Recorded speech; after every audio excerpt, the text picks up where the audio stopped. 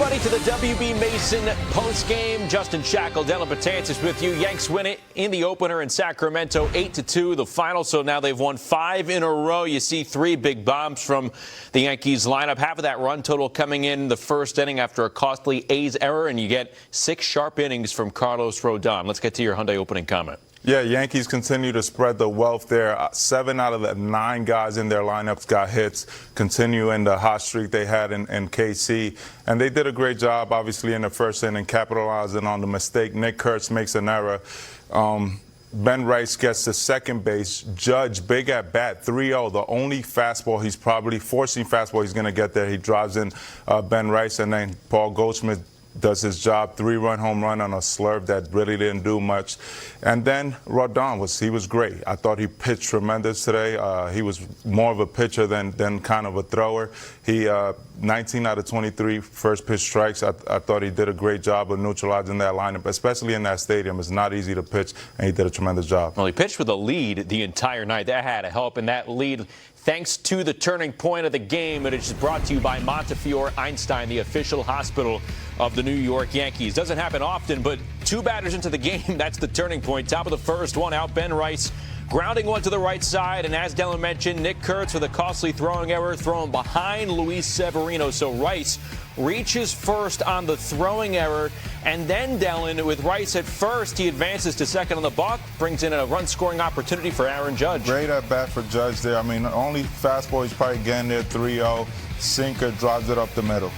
Next batter, Cody Bellinger, and he keeps the hit parade going here in the first. He lines the first pitch he sees back up the middle for a base hit. So Judge moves up first and second, but then 2 away. Runners at second and third. This is a big at-bat for Goldschmidt. Yeah, Goldschmidt with 2 strikes. He gets a sweeper that doesn't really do much, stays in the middle of the plate. He drives it to left field.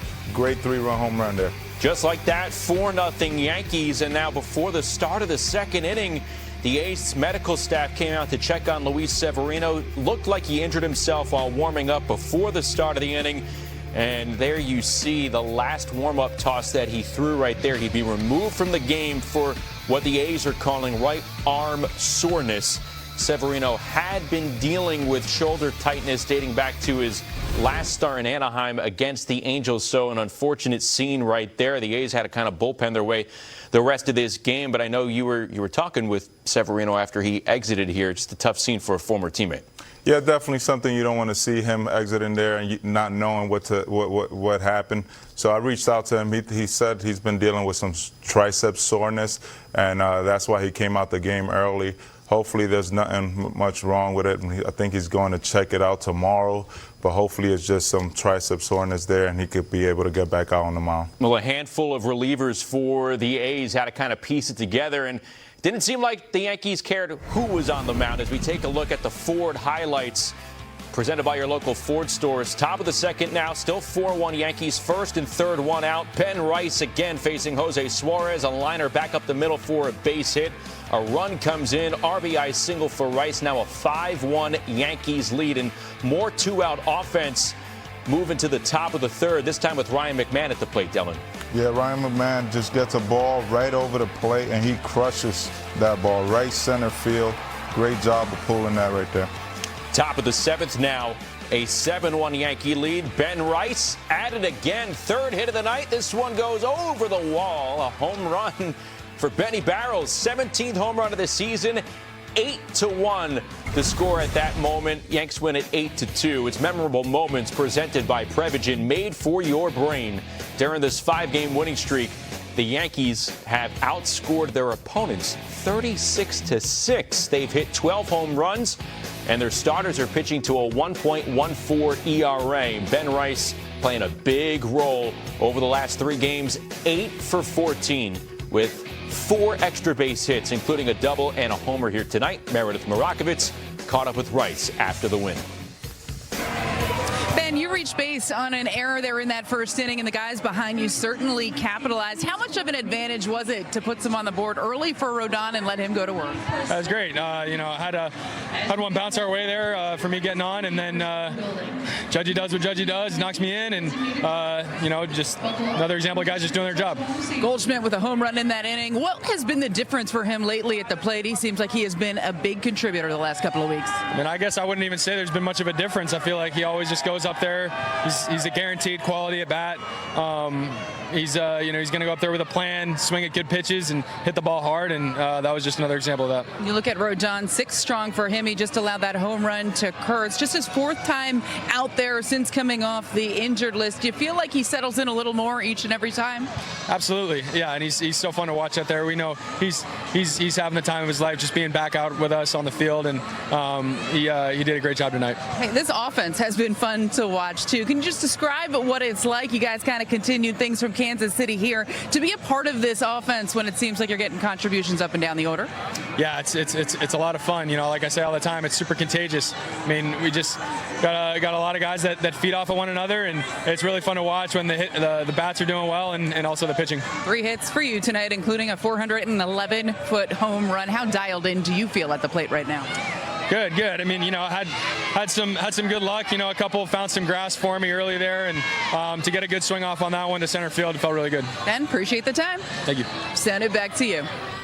Well, Ben Rice reaches base 5 times tonight, 3 hits, has the home run. You and I were talking about it early in the game, trying to figure out who would be his main competition for a potential starting spot for the American League in the All-Star game. A few innings later, Michael Kay and David Koner are doing the same exact thing. But Rice is evolving into a complete all-around hitter right before our eyes, especially during this stretch. What are you seeing from him right now as he's through this hot streak? I mean, he continues to find a barrel of the bat. He does a great job. He has a great approach at the plate. One of the young rising stars in this game.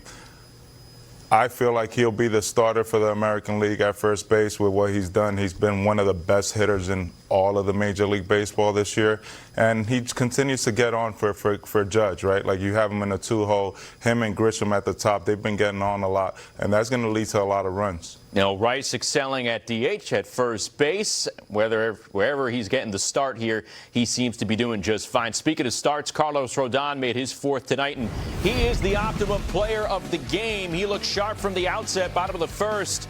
Yankees up 4-0. This was probably one of his few mistakes of the night, Dellin. Nick Kurtz at the plate. Yeah, this was the only mistake. I mean, Nick Kurtz is one of the best hitters in the game. He just throws a pitch down, and Nick Kurtz does a great job driving that apple. Now to the bottom of the second. Again, a 5-1 cushion. First and second, nobody out. Zach Geloff, a one-hopper right back up the middle. Chisholm Jr. completing the double play as the runner moves over to third. But Rodon would strand the runner here in the bottom of the third. Now a 5-run lead for the Yankees.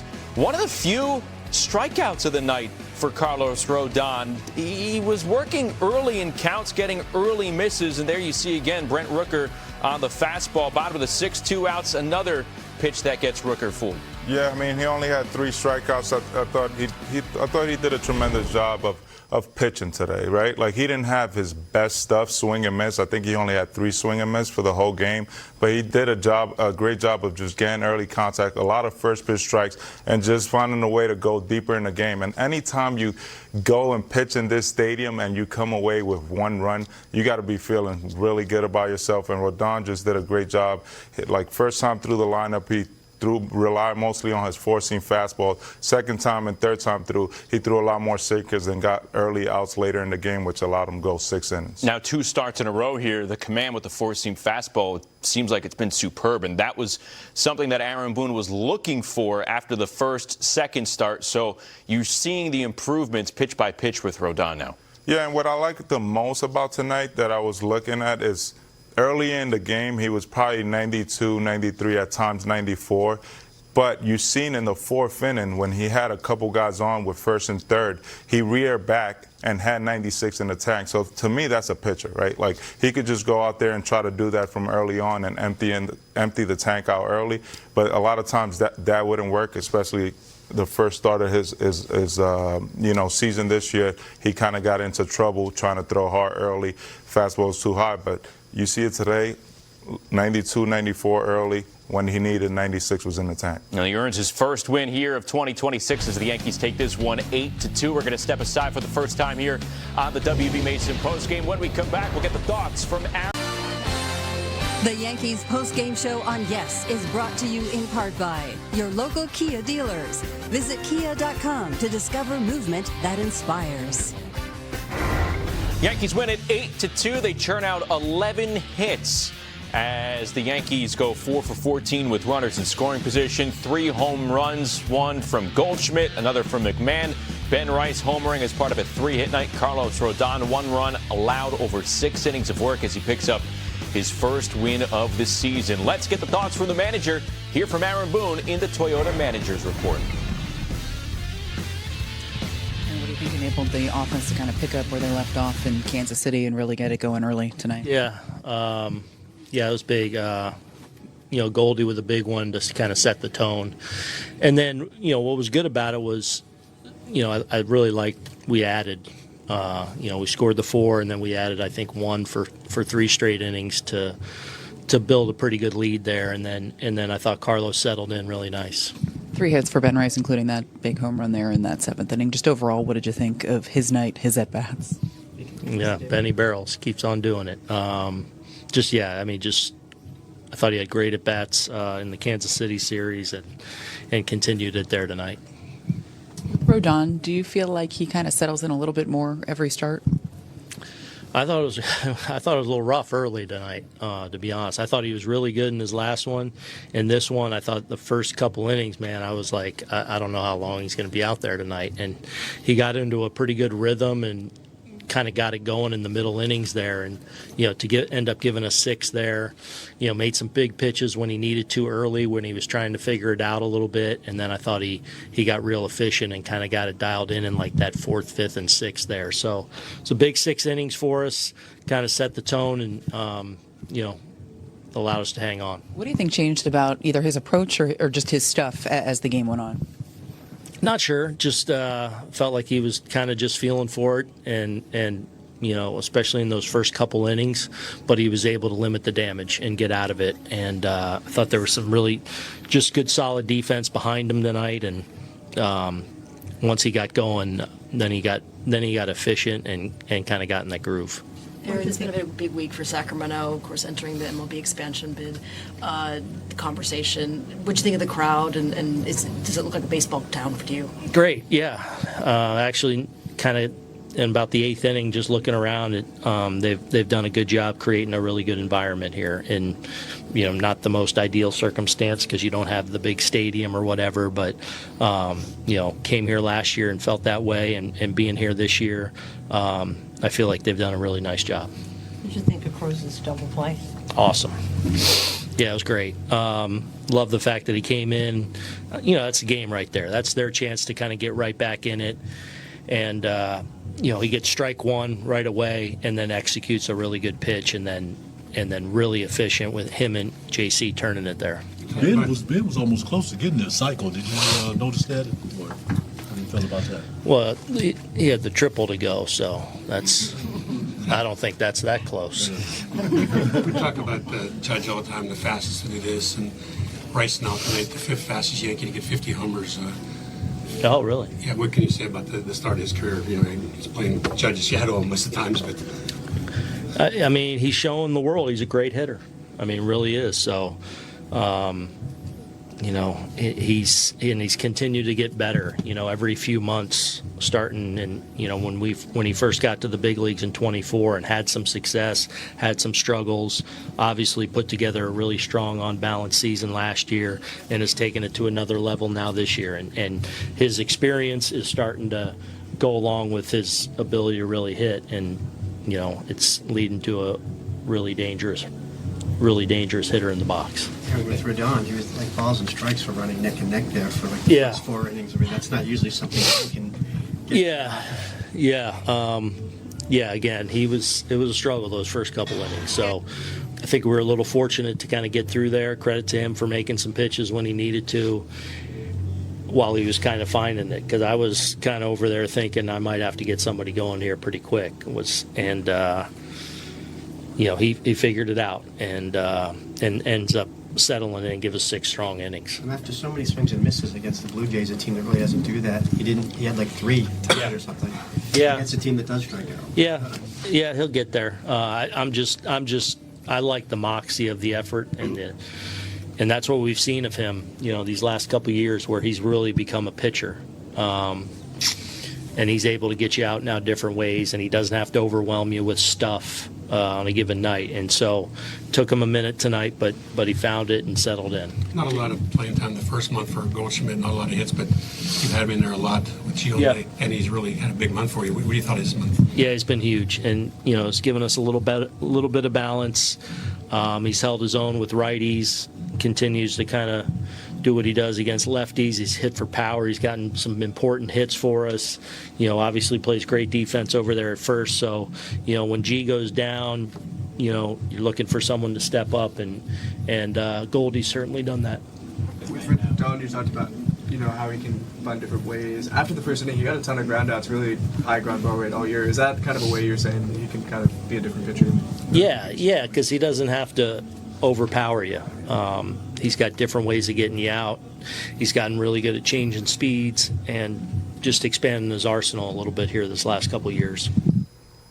So a relatively easy-flowing night for this Yankees squad as they pick up the win in the series opener. But there was one sticky moment, proved to be the final one, and I got to bring it up because I've got an all-star reliever with me on the desk here. Fernando Cruz coming in, bases loaded. He's facing Carlos Cortez, who's off to a red-hot start here this season. If he gets a hold of one, it's a whole different ballgame late in the contest, but it's not often you see a reliever deliver a knockout blow. I think that's what Cruz delivered.